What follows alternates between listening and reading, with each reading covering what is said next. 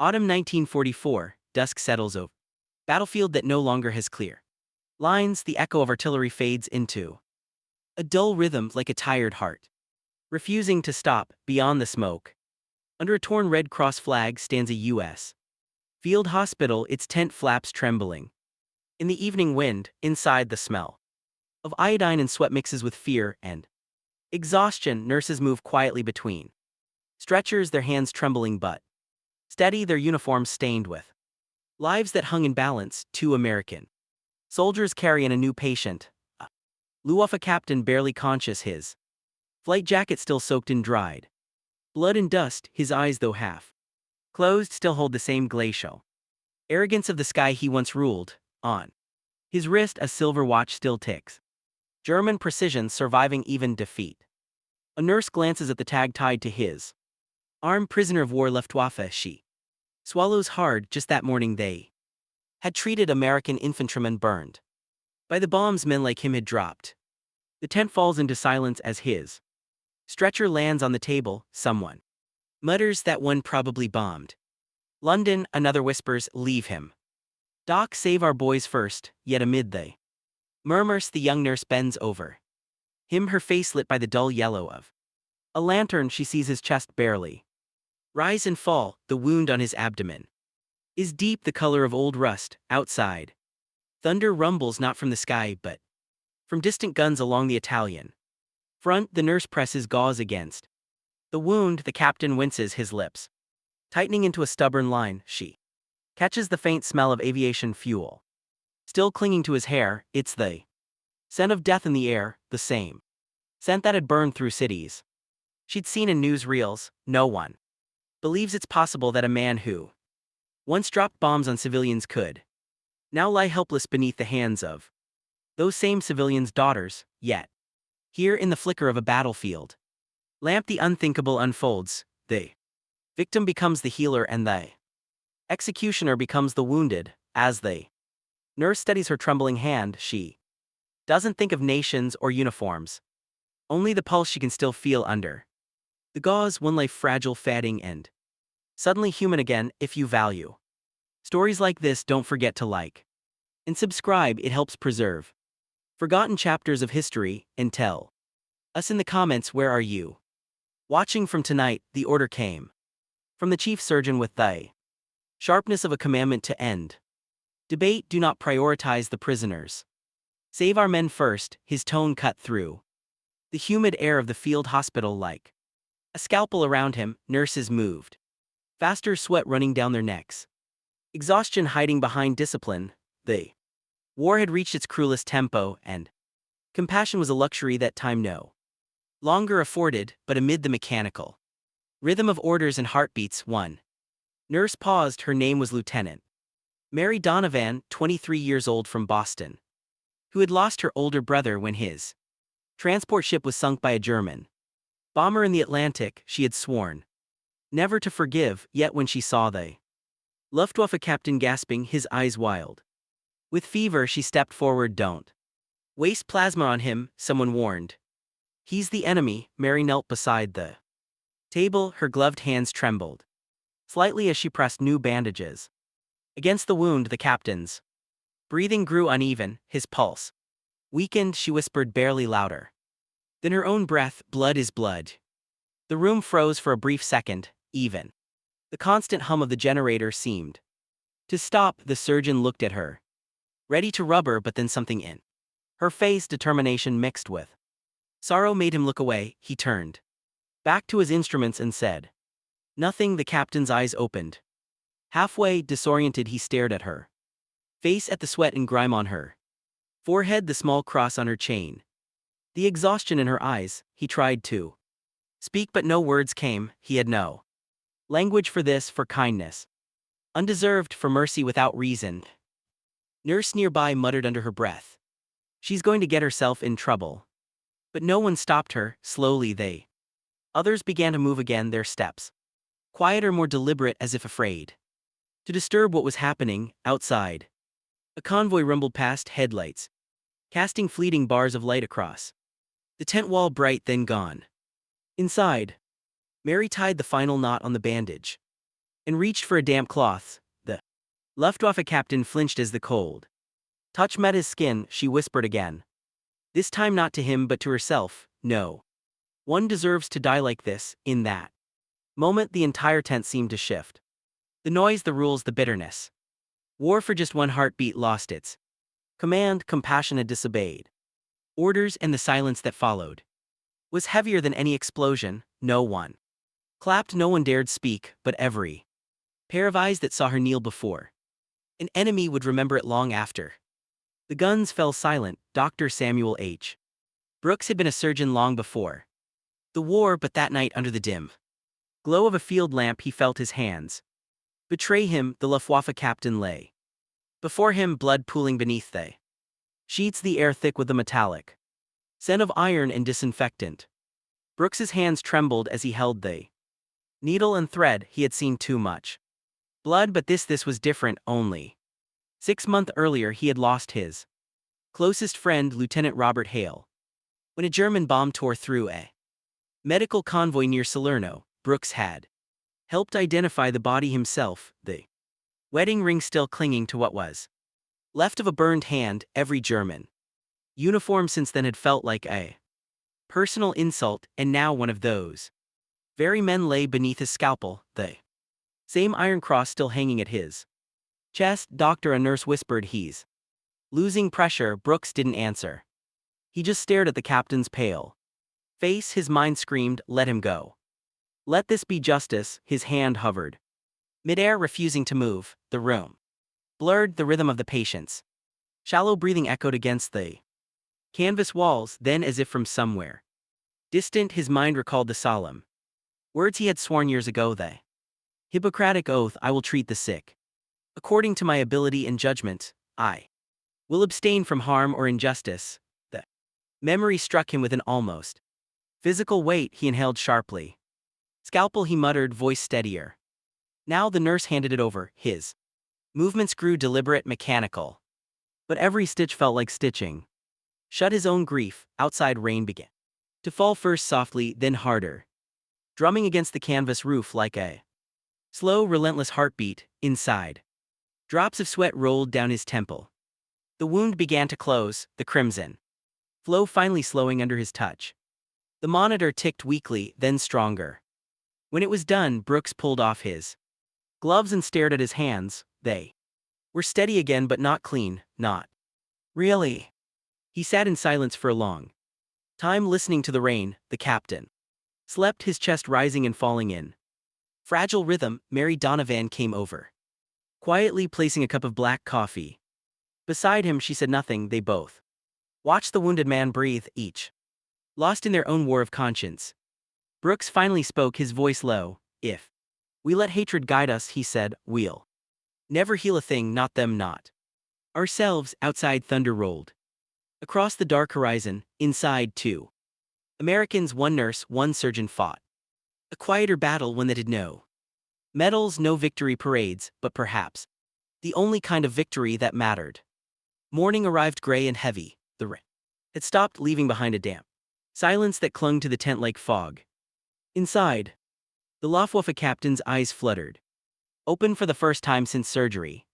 His name tag half torn and stained with blood still read Headman Eric Voss, 32 years old, veteran of over 60 bombing missions, a man once feared in the skis now lay staring at the ceiling of an enemy hospital, wrapped in the smell of antiseptic and the faint rustle of nurses' aprons. He turned his head and saw the American nurse beside him, Mary, replacing his bandage. Her hands were firm, careful, professional. For a moment he studied her face, the softness of her expression, the faint circles under her eyes from sleepless nights, the sunlight filtering through the tent flap caught her hair, giving her a halo he did not know how to describe. She didn't look at him as she worked, but when his breathing quickened, she murmured gently, it's all right, Captain, you're safe here.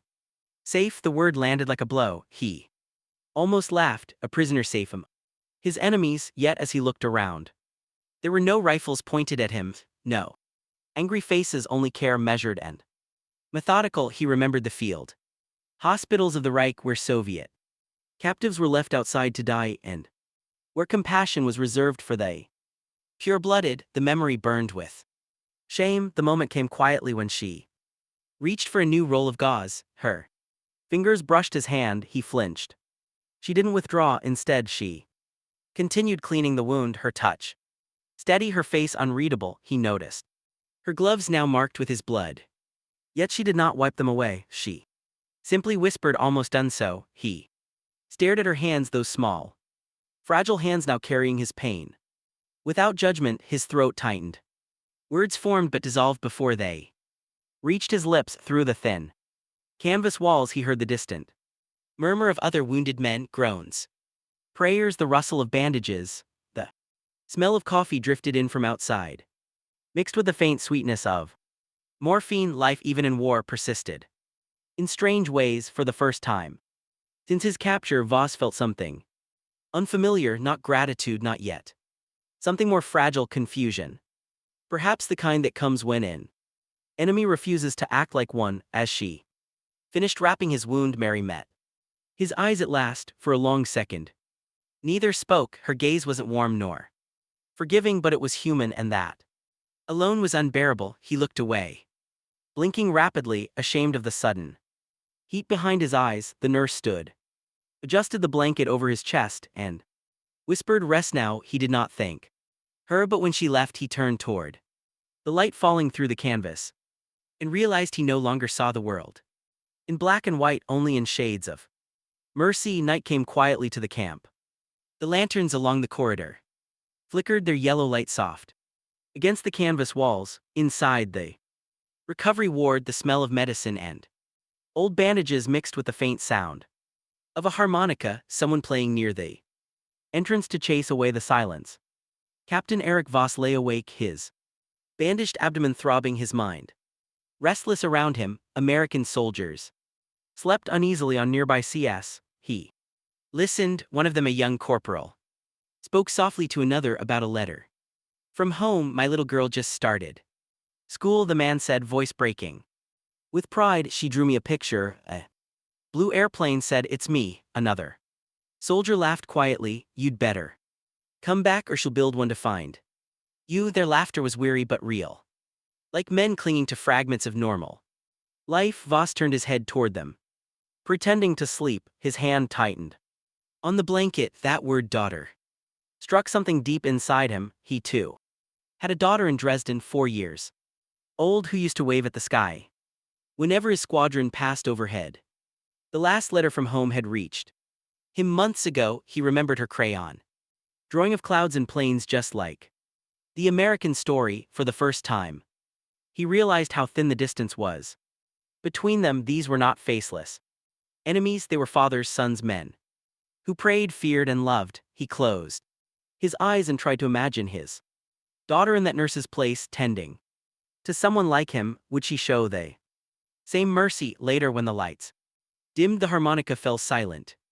The camp settled into uneasy sleep. Boss whispered into the darkness, a voice meant for no one. "We are all the same under the bandage." From the other side of the ward, Dr. Brooks overheard. He said nothing, but his hand paused as he wrote in his report, "Patient conscious, emotionally lucid." He didn't add what he truly thought, that the man who once bombed cities now sounded like someone praying outside. The nurse walked her final round before resting. She paused at Voss's tent. He was awake, staring at the lamp's faint glow. She nodded gently, and for a moment he smiled barely.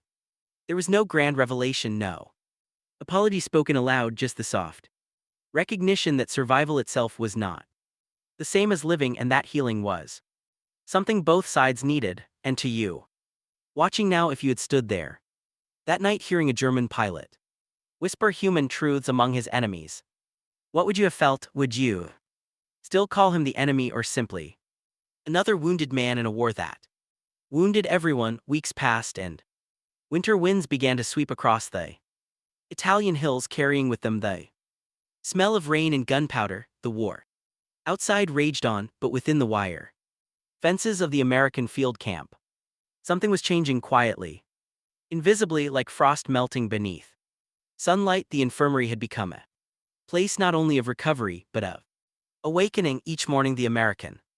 Nurses arrived with their medical kits. And warm smiles carrying trays of food. And letters from the Red Cross. Among the patients were dozens of German captains, officers, and engineers who had once commanded men to kill. Now they waited patiently for the same nurses who had once been their enemies. Captain Erich Voss had regained his strength, his wound healed into a pale scar, but the deeper wound, the one carved into his beliefs, was still raw. He had begun to study English from a tattered phrase book left behind by another prisoner. Sometimes when Mary passed by, he greeted her in halting words, "Good morning, nurse." She would smile faintly and correct him, "Good morning, Captain." Each small exchange carried more meaning than words could hold.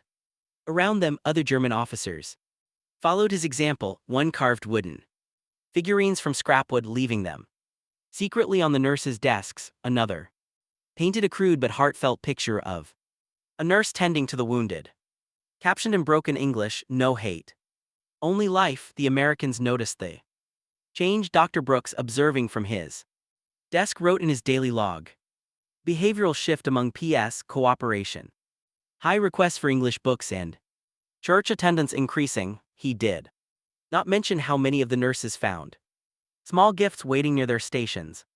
Each morning a carved cross, a letter folded into a paper crane, or a thank you note written in clumsy but sincere handwriting. One evening, as the sky turned violet over the camp, Boss approached Mary, the supply tent. His voice was hesitant but steady. "You saved me," he said. "I want to thank." She shook her head. "No need, you survived, that's enough." He paused. "Not just body," he said softly, pressing his hand over his chest. "Here too." The nurse stood in silence for a moment, then she nodded, a faint smile softening her features. "Then make sure you use it well." That night, as lamps flickered across the camp, the German prisoners sang softly a hymn from home, their voices blending into the cool air. For once it didn't sound like defiance.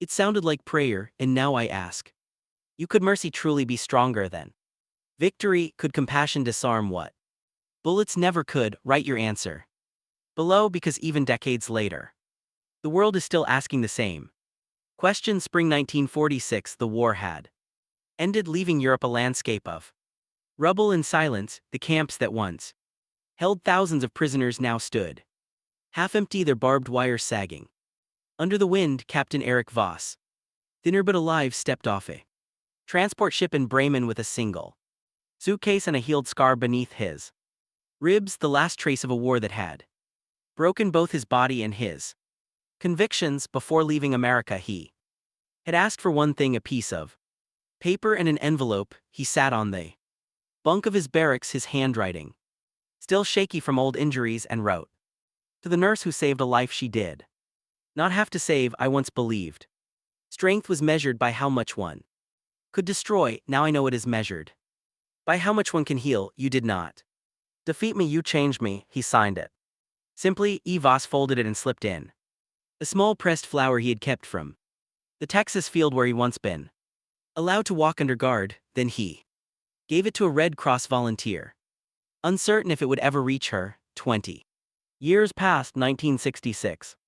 Geneva, Switzerland, at a medical conference on wartime humanitarian ethics, a gay-haired man in a modest suit approached the podium during intermission. Across the room, a woman in her 40s, her hair streaked with silver, was speaking softly with colleagues. Her name tag read Mary Donovan, U.S. Army Nurse Corps rate. He waited until she turned. For a moment, she didn't recognize him, but then his eyes, once cold now warm, met hers in time. Folded in on itself, he extended his hand. "You don't remember me," he said, his accent still heavy but his voice steady. "But you once saved a man you should have let die." Mary's lips parted in surprise. "If in Voss," he nodded, smiling faintly. "No, just Eric now." For a brief instant, the noise of the conference faded, the clinking of glasses, the hum of conversation, all vanished under the weight of their silence. Voss's hand trembled slightly as he reached out. "You did not just bandage a wound," he said, voice breaking. "You bandaged a part of humanity I thought was lost." Tears welled in his eyes, one sliding down his cheek before he could stop it when it fell onto her hand. The room around them fell still. Doctors, scholars, and former soldiers alike rose to their feet. In quiet respect, not for rank, not for victory, but for mercy that had outlived the war itself. In that moment there were no nations, no uniforms, no sides. Only two people bound by a single act of compassion that had crossed oceans and decades, and as they stood there, the world seemed to understand that the truest healing was never of the body, but of the human soul. Years later, long after medals had tarnished and the last gunfire had faded into history books, an old nurse sat alone by her window, overlooking a quiet street in Boston. The evening light spilled across her desk where a small wooden box rested. Inside it, the faded letter of a German captain in a pressed flower, now the color of parchment. She sometimes opened it when the city fell silent, tracing the shaky handwriting with her finger, remembering the cold tent, the smell of antiseptic, and the trembling man who once lay between life and death. Across the ocean in a rebuilt Dresden, an elderly man tended to his small garden. His hands weathered, his breath slow. Children played nearby, chasing paper planes in the sunlight. When one landed at his feet, he picked it up gently and smiled. He had kept no medals, no photos of himself in uniform, only a single line of memory that had never left him.